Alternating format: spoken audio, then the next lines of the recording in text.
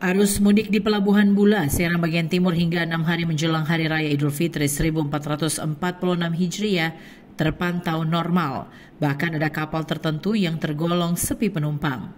Kondisi seperti ini saat kapal Fajar Indah tiba dari Sorong, Papua Barat pada Selasa sore. Sebelumnya kondisi sedikit berbeda saat kapal Cantika Lestari 9F tiba dari Ambon pekan kemarin. Penumpang terlihat padat namun tidak sampai melebihi kapasitas kapal. Banyak pemudik menggunakan kapal tersebut karena melayani tiket mudik gratis. Kepala Kantor Unit Penyelenggara Pelabuhan Kelas 3 Bula, John Lee Arnold Penture mengatakan, berdasarkan hasil evaluasi arus mudik 2 tahun terakhir, jumlah penumpang masih dapat dilayani dengan baik sesuai jumlah dan kapasitas kapal yang ada.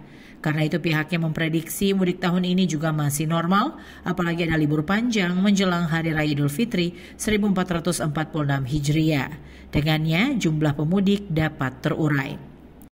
Mudiknya juga agak panjang liburnya, jadi mungkin dari minggu-minggu 14 hari sebelum itu dan setelah ini mungkin sudah mulai terurai. Jadi pada hari-hari mendekati saya rasa sudah mulai terurai.